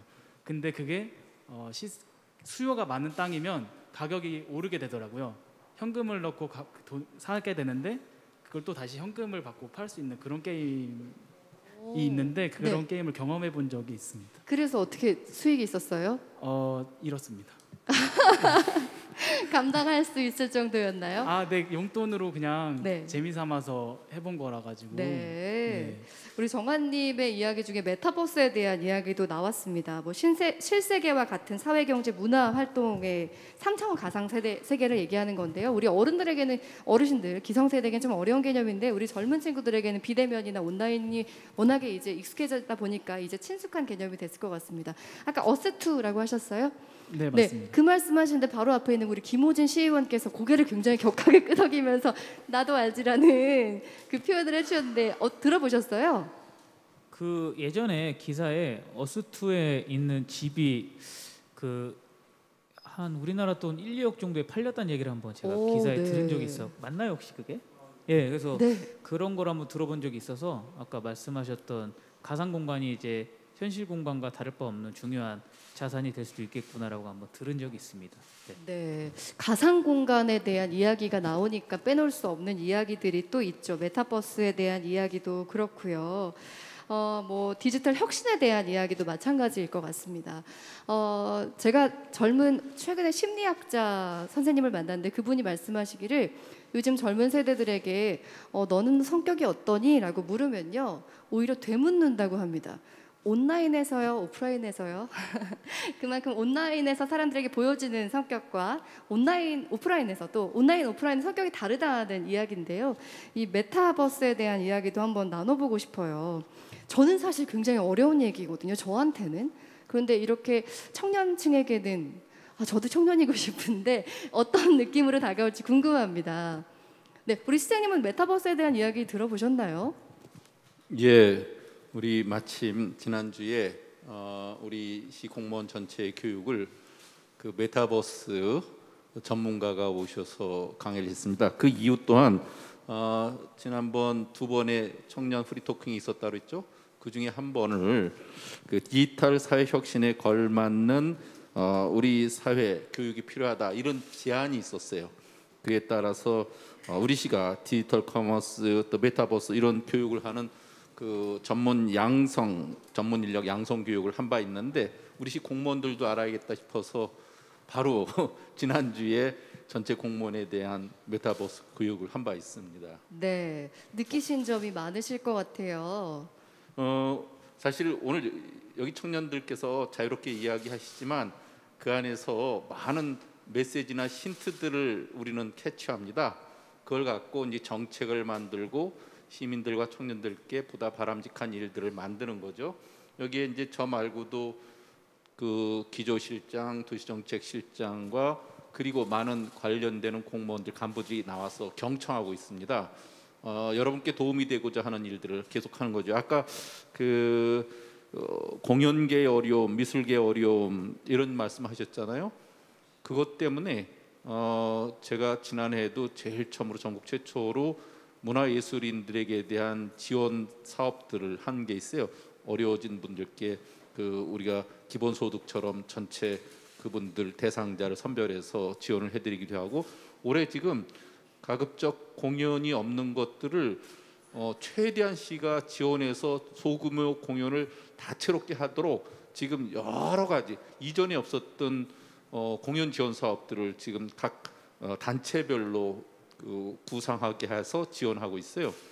저는 또한 이런 미술관이나 공연장에 최대한 지금은 코로나를 종식시킬 때까지 기다릴 수 없다. 위드 코로나 시대를 대비해야 된다 생각해서 최대한 사회적 거리두기를 철저히 지키는 한에서 최대한 개방하도록 하고 있습니다. 아마 저에게 보다 더 넓은 자율권이 주어졌다면 저는 대폭 개방했을 거라는 생각을 해요. 왜냐하면 방역은 스스로가 지키도록 하는 것을 최대한 유도하고 대신 모든 사회적 기능들은 정상적으로 가동시키는 것이 필요하다 생각해서 하는 거거든요. 그렇기 때문에 올해도 우리 계획되어 있는 올 가을에 여러 축제들을 최대한 우리 정부 정책으로는 금지토록 하는 것을 조금이라도 허용될 수 있는 여지가 있으면 가급적 다 열게 하거든요. 우리 공연예술인들 그런 어려운 점 제가 충분히 이해하니까 가급적 많이 제안하시고 용기 잃지 말고 적극적으로 해주셨으면 좋겠어요. 네, 그렇기 때문에 이렇게 청년의 이야기를 듣고 소통하는 자리가 너무 중요한 것 같습니다. 우리 시장님께서 열심히 듣고 있다 말씀을 하셨는데 이 얘기 그대로 받아서 두 번째 섹션으로 넘어가도록 하겠습니다. 두 번째 이야기의 주제는요. 미래 희망 2030 미래 알고리즘에 대한 이야기입니다. 자, 앞선서도 여러분께서 말씀해 주셨지만 지금 2030 청년들은 아픔을 넘어서 어떻게 보면 굉장히 분노하고 또 공포를 느끼고 있거든요. 우리 청년들의 아픔과 분노가 기성세대들이 만들어 놓은 체계의 결과물은 아닌지 내면을 좀 들여봐야 할 시점이라는 생각이 듭니다. 우리 청년들의 마음이 어디로 향하고 있는지, 우리 2030 세대가 바라는 것은 무엇인지, 우리 청년들에게 필요한 정책은 무엇인지, 또 수원시의 시정이 어떻게 바뀌어야 될 부분은 없는지 이야기를 차근히 나눠보도록 하겠습니다. 앞에는 우리가 느끼고 있는 불편함이나 어려움에 대한 이야기였다면 지금부터 굉장히 중요한 얘기거든요. 그러니까 필요한 부분들 가감 없이 말씀해 주시면 우리 시장님 필기 열심히 하고 계시니까 다 반영해 주실 것 같습니다. 자, 어떤 얘기든 상관없으니까 필요한 부분들 이야기해 볼까요?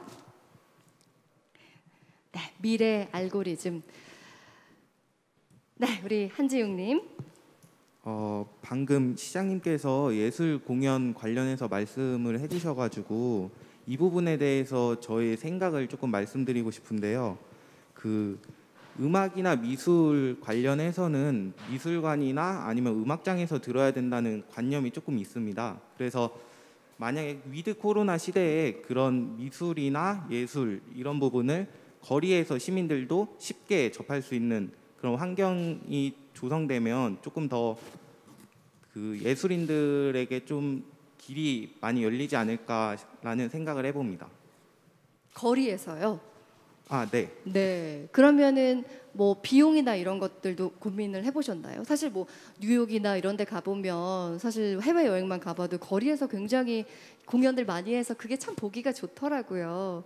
그러니까 우리 지웅 씨가 생각하는 좀 예술을 가까이 느끼게 하고 싶다는 말씀이시죠? 많은 사람들에게. 맞습니다. 네네. 그래서 저 미술관이나 이런 데가 열지 않아서 지원금을 주는 거 플러스 해서 그리고 지자체나 이런 국가에서도 예술인들에게 이런 환경을 조금 마련해주고 시민들도 쉽게 접할 수 있도록 해주었으면 하는 바람이 있습니다. 네. 예, 곧 바로 대답을 드릴 수 있는데 제가 조금 전에 말씀드린 그게 그 문화예술회관이라든지 공연장만이 아닌 지금 말씀하신 거리 공연, 버스킷 공연 이런 것들을 최대한 제한하고 그렇게 할 수 있도록 하는 것들을 지금 말씀드리는 겁니다. 코로나 시대는 아시다시피 이 제한된 공간보다도 이렇게 열린 공간이 훨씬 더 안전할 수 있기 때문에 그렇게 해서 다채로운 공연을 지금 제한하고 있으니까 아마 그 여러 가지 지금 그 관련되는 부서에 그 정보들을 취합해 보시면 좋은 기회를 얻을 수 있고요. 예를 들면 지난해만 해도 우리가 아파트에 찾아가는 오케스트라를 했습니다. 창밖에 그 베란다 음악회 같은 것들을 계속 했다시피 지금 계획되어 있는 것들은 행궁광장, 나이석거리 또 그 주요하게 그 주말에 사람들이 많이 모이는 곳 이런 곳에서 문화예술 공연인들이 자유스럽게 할 수 있게끔 지원해 주는 거예요. 그것은 모여서 보시는 게 아니라 지나가면서 보고 드문드문 앉아서 보고 그렇게 할 수 있게 한다는 거예요. 참고하시기 바랍니다. 네, 문화예술의 여러 가지 분야가 있지만 사실 아까 우리 안소희님께서 말씀하셨지만 클래식이어서 사람들이 많이 선호하는 분야는 아니잖아요 라는 말씀을 하셨는데 어떻게 이런 어떤 정책들이 마련이 되고 이게 생활 속에서 느껴지면은 어떻게 보면 어렵다고 느끼는 그런 예술계에도 좀 더 가깝게 사람들이 친숙함을 느낄 수 있을 것 같아요. 네, 아까 시장님께서 방금 말씀하신 것도 저도 이제 언급을 하고 싶었는데 그 베란다 프로젝트를 제 측근께서 하셔서 저도 같이 참여를 하게 됐었어요. 저는 너무 좋았거든요. 그러니까 사실 클래식장을 티켓을 사서 이 인포메이션을 받아서 프로그램을 보고 이게 무슨 그러니까 측근이 연주자가 아니면 솔직히 오실 일이 정말 드문 일인데 내가 거주하고 있는 공간에 오케스트라가 찾아와서 연주를 해서 베란다에서 거리를 두고 연주를 들을 수 있다는 게 너무나 흡족했고 연주자들도 소통할 수 있어서 너무 좋았어요. 그 관객분들도 뭐 아파트에서 위층에서 너무 큰 박수를 쳐주시고 너무 보기 좋았더라고요. 그래서 그렇게 후원해 주신 거 저는 개인적으로 너무 감사드렸고 이 거리에서 하는 것들 이제 그때도 운영을 하는 체제를 보면 가장 중요했던 게 이제 장비 문제였어요. 예, 그러니까 음향을 연주를 하는 건 저희가 다 아쿠스틱 음향 이제 악기로 다 연주를 하지만 전달하기 위해서는 이제 장비들이 굉장히 많이 필요한데 장비가 아시다시피 너무 고가다 보니 청년들이 이거를 다 개인적으로 소장해서 할 수 있는 역할은 너무 어렵더라고요. 그래서 저도 아까 플렉스에 이제 하나 얹자면 이렇게 음향 장비들을 이제 조금씩 모으고 있습니다. 근데 그게 이제 미래 투자이기도 하면서도 방법이 없다 보니 이제 좀 고가의 장비들을 조금씩 구비를 하면서 미래 투자 목적 플러스 이제 어떤 살 궁리를 이제 방안을 찾고 있는데 개인적으로는 이 장비 같은 것들을 문화예술계 쪽에는 재단 쪽에서 이제 대여도 하고 이렇게 같이 공유할 수 있는 서비스가 되면 너무나 좋겠다라는 게 좀 저는 개인적인 생각이에요. 그래서 아까 저희 연주자들이 거리에서도 할 때도 장비가 필요하지만 유튜브라든지 SNS를 통해서도 좋은 음악들을 서로 공유하고 나누고자 할 때는 장비가 필수적인 거라고 생각이 들어서 네, 그런 부분들이 좀 더 보완이 됐으면 좋겠습니다. 네, 좋은 아이디어 감사합니다. 자, 우리 김도경님. 그 관련해서 이제 말씀드리고 싶은 게 있어. 앞서 이제 말씀해주신 것들 굉장히 동감하고 있고 제가 그래서 우리 수원 시민들은 과연 안전하고 그리고 문화적 혜택을 이제 누리면서 살아야 된다고 저 생각을 하고 있어요.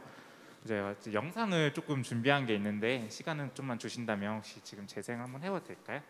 감사합니다.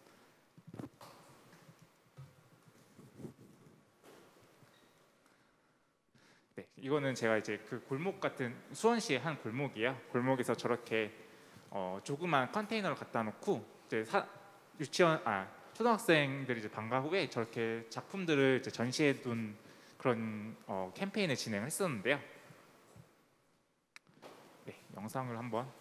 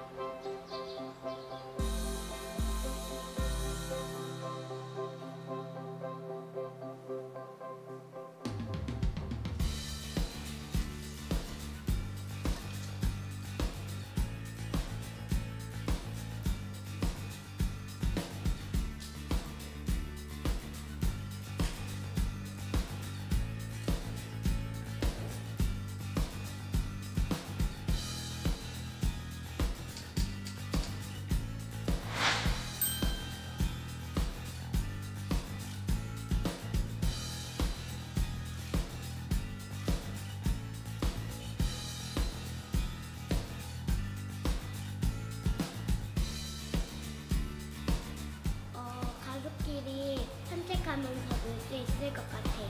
어머님들도 많이 알게 될 것 같고 그리고 낯선 아이들, 친구들도 많이 만나줄 수 있고 좋은 소통의 장이 되지 않을까 싶기도 해요.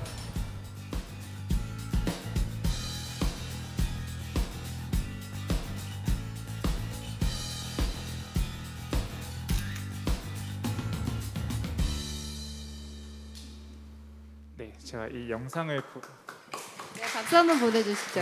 감사합니다. 제가 이 영상을 보여드리면 아까 그 반딧에서 하는 활동도 지역 아동들과 같이 문화 활동을 한다던가 그런 것들을 한다고 하는데 그런 것들이 굉장히 중요하다고 생각해요. 그래서 이렇게 문화적인 활동을 하는 친구들이 이제 더 이제 많아질수록 그 한 개인이 그리고 시가 그리고 국가가 갖고 있는 소프트 파워가 달라진다고 생각을 하고 있고 이제 그러한 많은 활동들이 있었으면 좋겠다라는 생각을 하고 있고요. 아까 그 거리 공연 말씀하셔가지고 이제 뭐 이런 것도 한번 생각을 해봤어요. 그래서 그 장비 같은 것도 이제 많이 필요할 수 있지만 그냥 저렇게 보시면 사진에서 그냥 주택가 골목에서 즐기는 뭐 콘서트라든가 이런 것들도 한번 우리가 생각을 해볼 수 있지 않을까 이런 저는 생각을 한번 해봤습니다. 네, 역시 청년다운 아이디어라는 생각이 드는데요. 네, 박수 한번 보내주시고 이거 직접 제작하신 거예요? 이 영상도? 영상은 이제 제가 제작한 건 아니고 네. 제가 활동들을 이제 활동을 하고 네네. 계신 것들을 담으신 거군요. 네네, 맞습니다. 네, 맞습니다. 우리 지역사회의 수준을 높일 수 있는 굉장히 좋은 아이디어라는 생각이 드는데 역시 이렇게 보물처럼 이렇게 아이디어들이 나오고 있습니다. 우리 서현덕님. 네, 안녕하세요. 아까 거리에서 이제 즐길 수 있는 전시나 문화 콘텐츠에 대한 어떻게 보면 니즈를 말씀하셔서 저는 되게 반가웠고요. 올해 상반기에 이 교동에서 저희 민지 작가님이랑 같이 여기 계실지 몰라가지고 거리 저기 스트리트 갤러리라는 곳에서 전시를 했었거든요. 그때 저는 사실 되게 회의감이 있었어요. 이거를 누가 원할까? 누가 이런 활동들을 즐길까? 이렇게 조심스럽게 생각했었는데 이런 니즈가 있다는 게 너무 이제 반갑고 되게 감사드립니다. 그리고 또 9월 16일부터 저희 행궁동에서 비슷하게 거리에서 즐기듯이 행궁동 카페들을 대상으로 카페에서 하는 전시를 저희가 진행하거든요. 행궁로드라고. 네, 그것도 이렇게 안내드리고 싶어가지고 말씀드렸습니다. 안내해 주시는 김에 명확하게 얘기를 해주시면 좋을 것 같아요. 어디서, 언제, 어떻게 하는지. 네, 9월 16일부터 30일까지요. 행궁동에 있는 카페들에서 진행하고요. 정지영 커피로스터즈, 호작도, 동신미곡, 카페 화홍 등등. 네, 안내 이제 포스터들이 이제 행궁동 내에 이제 비치될 예정이고 카페에서 이제 시각예술 작가님들 전시가 같이 이루어질 예정입니다. 네. 말씀을 통해 느끼지만 늘 위기가 나쁜 것만은 아닌 게 그 안에서 기회를 찾고 뭔가 아이디어가 샘솟는다는 생각이 드는데요. 말씀하신 행사에도 관심 많이 가져주시고요. 뭔가 문화예술을 좀 더 가깝게 느낄 수 있는 안들이 나오는 것 같아서 참 반갑습니다. 우리 시장님도 열심히 듣고 계시지만 우리 시의원님께서도 태블릿을 꺼내서 열심히 또 적고 계시니까 앞으로 변화된 모습들이 기대가 되는데요. 이와 관련된 또 다른 아이디어나 우리 홍정환님. 네, 제가 사실 이제 총학생회를 하고 있다 보니까 대학교를 많이 생각하게 됐습니다. 그래서 지금 2년째 실상 1학년, 2학년 학생들은 학교가 어떻게 생긴지도 모르고 있고 그중에 또 대학 문화에서 가장 중요한 게 뭘까라는 질문을 던져봤을 때 사실 모두들 공감하실 게 축제, 대학의 꽃이라고도 하죠. 그래서 여기서부터 시작이 된 건데요. 이 대학들을 이제 대학 축제들을 비대면으로도 많이 진행을 하고 있는데 사실상 학교나 총학생회에서는 예산이 있지만 비대면으로 돌리기에는 조금 부담스러운 부분이 분명히 있어요. 이유는 먼저 했던 학교들에 대한 학생들에 대한 좀 평가가 좋지 않다던가 무에서 유를 창조해야 되기 때문에 좀 부담감이 있습니다.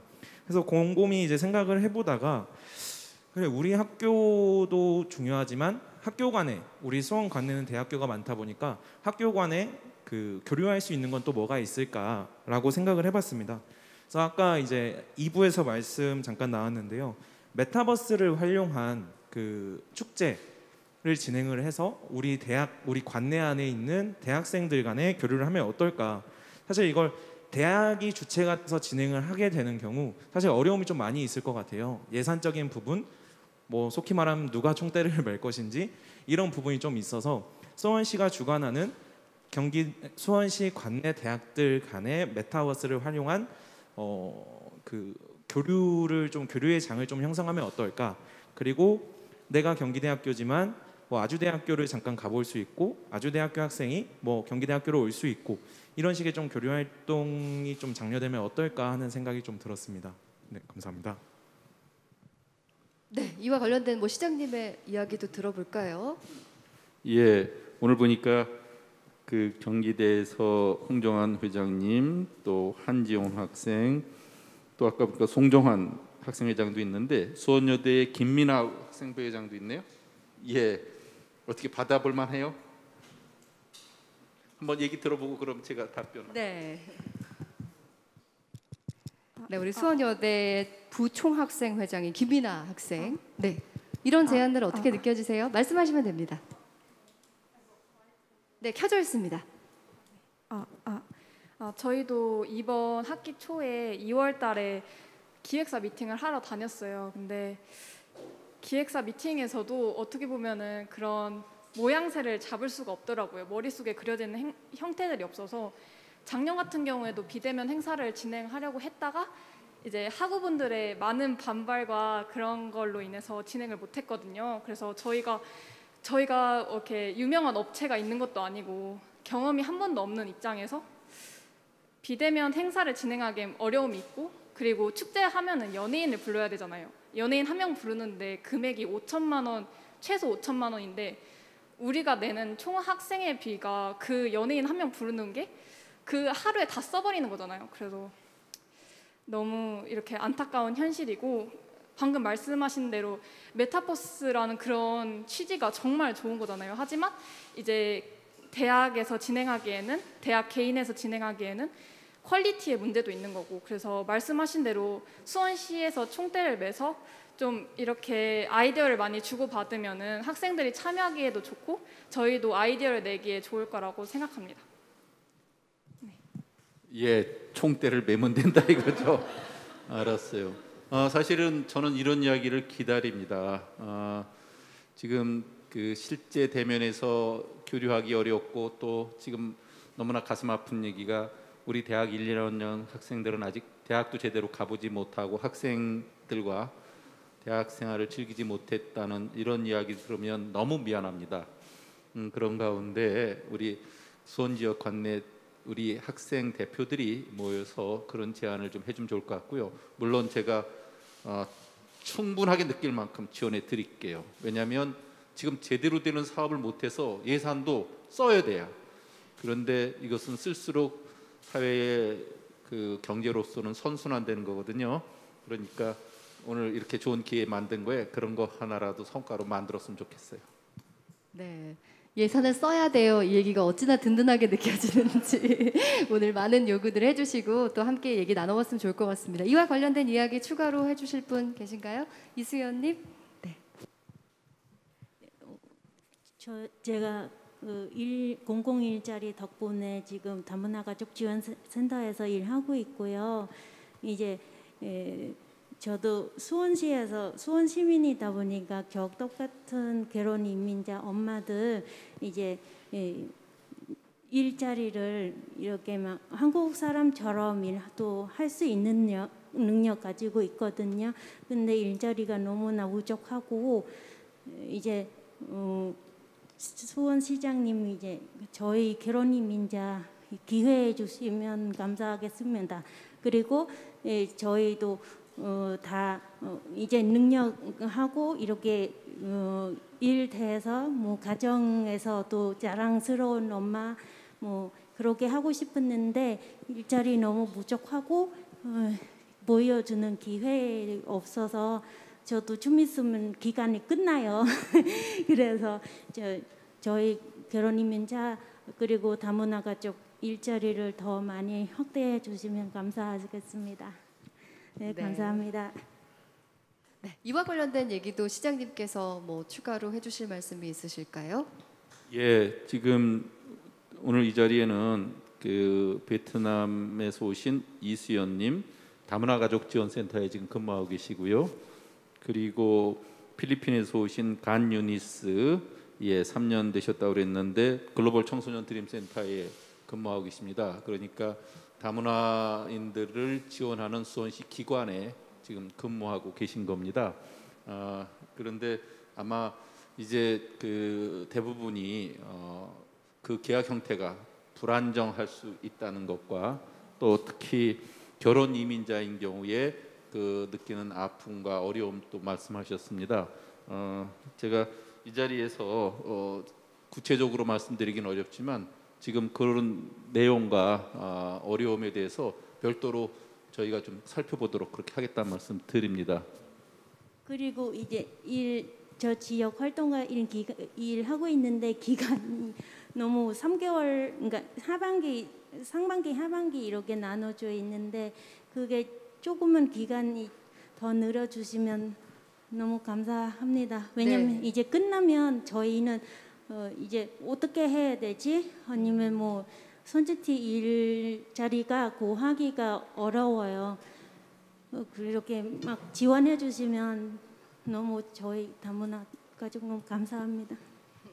네, 아무래도 다문화 가족들을 지원하는 일을 하다 보니까 현장에서 많이 어려움들을 느끼실 것 같아요. 말씀하신 부분들 다 경청하셨으니까요. 좋게 반영이 되었으면 좋겠습니다. 우리 간유딘스님은 이와 관련돼서 뭐 요청하실 거나 필요하신 말씀 없으실까요?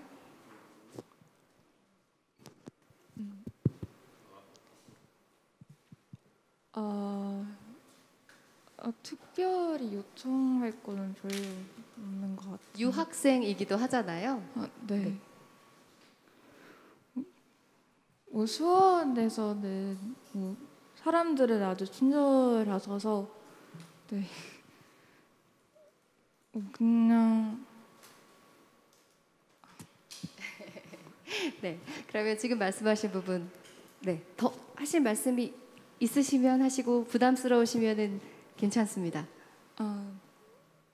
사실 요청할 거는 별로 없고요. 그냥 네. 수원에서 살면서 네. 느꼈던 좋은 점은 외국인들을 많이 배려하시고 다양한 프로그램을 제공하는 것이어서 그것만 감사함을 표현하고 싶습니다. 저희가 가지고 있는 시간이 한 10분 남짓 있는데요. 뭐 놓치면 안 되는 이야기들 꼭 전해주시죠. 우리 강재훈님. 네, 현재 정신적 어려움을 갖고 있는 장애인 등록이 되지 않은 청년들은 장애인 등록이 되지 않아서 일자리 찾는 데 어려움이 많이 있습니다. 또한 과도한 스트레스로 인해 재발병이 걱정되기도 합니다.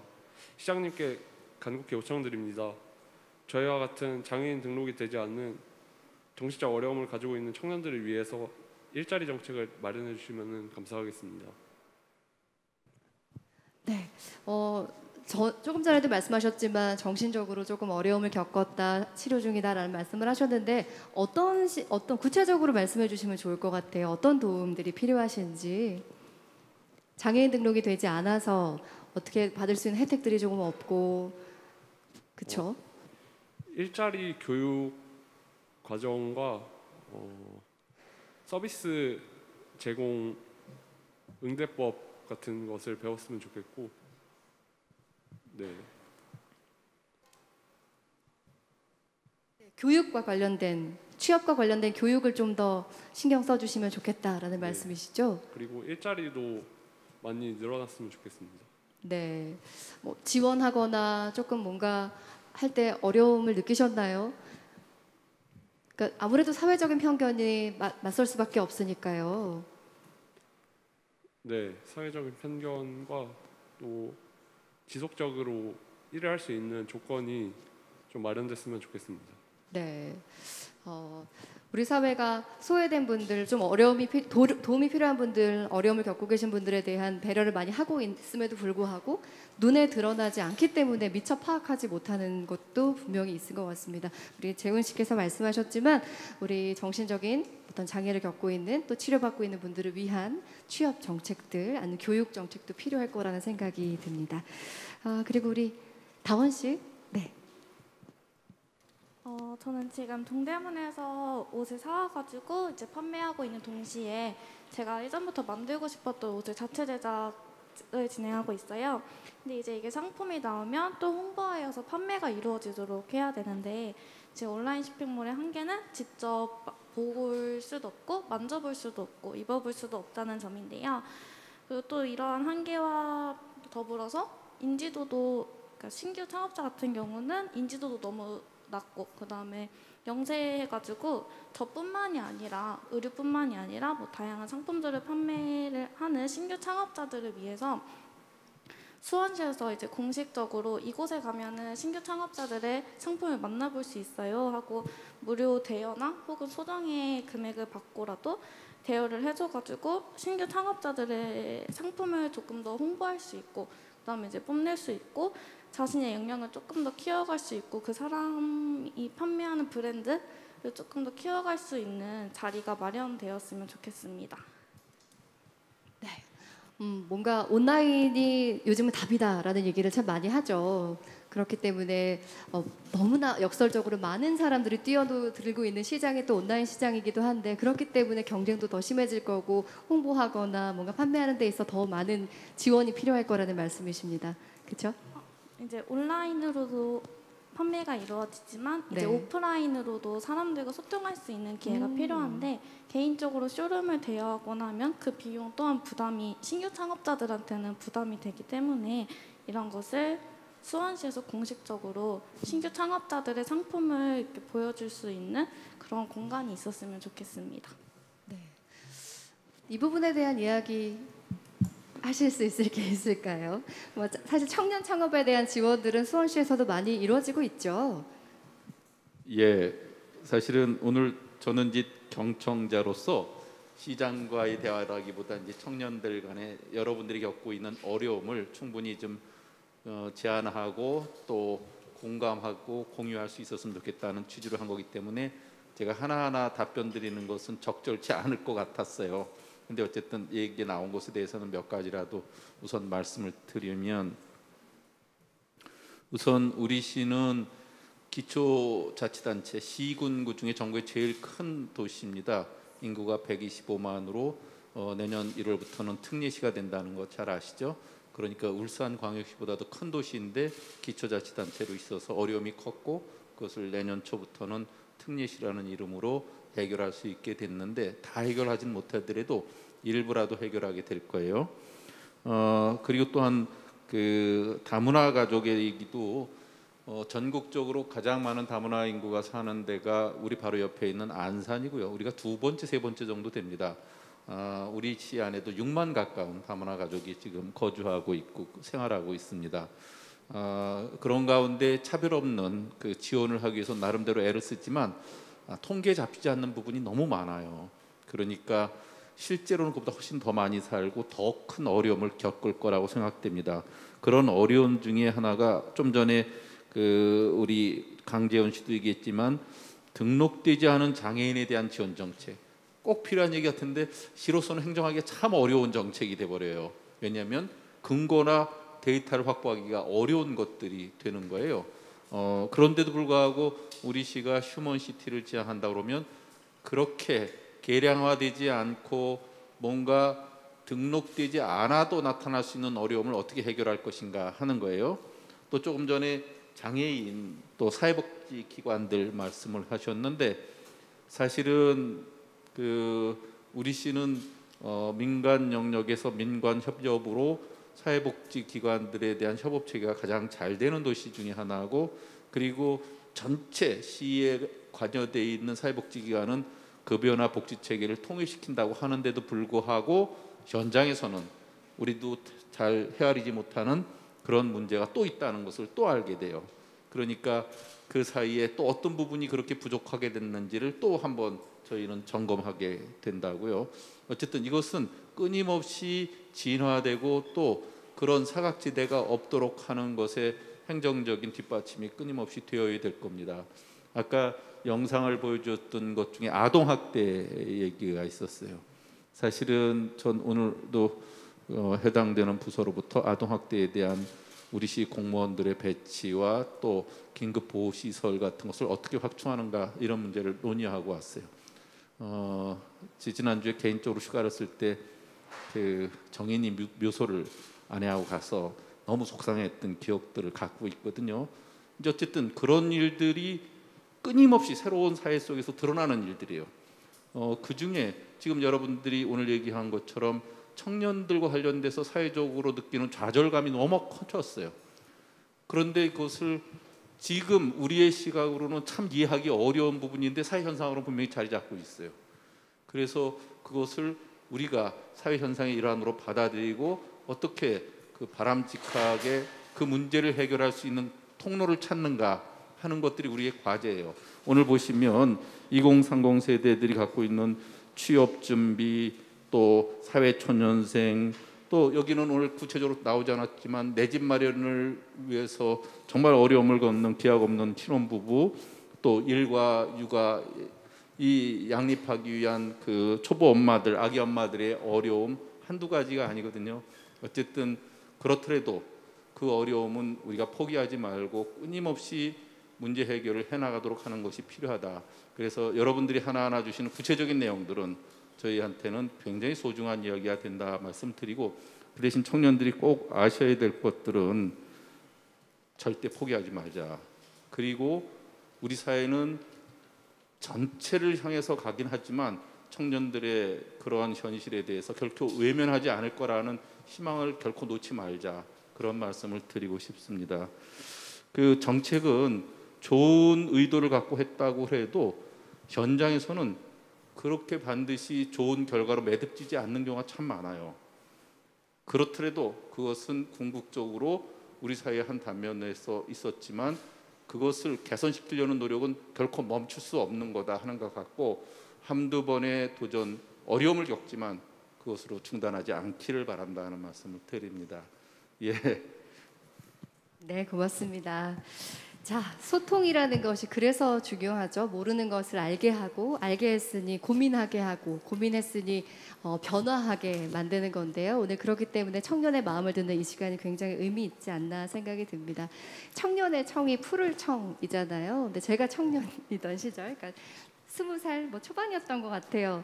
굉장히 무언가에 지쳐서 걸어가고 있는데 뒤에서 어르신 한 분이 오시더니 이봐요 청년, 왜 이렇게 기운이 떨어져 지나가요? 말씀을 하시는 거예요. 뭐 아가씨라던가 학생이 아니라 청년으로 불리면서 그 얘기를 들었을 때 뭔가 마음에 이상한 울렁거림이 있었거든요.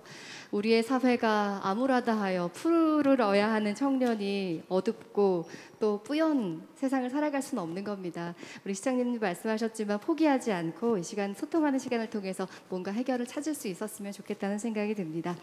자, 오늘 2030 소통 프리토킹 세 번째 이야기였는데요. 세상을 보는 청년들의 마음을 들어보는 뜻깊은 시간이었습니다. 세상에서 가장 따뜻한 위로는 뭔가 새로운 대안을 제안하는 게 아니라 너도 그러니 나도 그래 라는 진짜 공감이라고 생각을 하거든요. 오늘 그런 시간이 되었을 거라고 믿고요. 오늘 지금까지 긴 시간 함께해 주신 여러분께 감사 말씀드리겠습니다. 오늘 이 시간 마치겠습니다. 고맙습니다.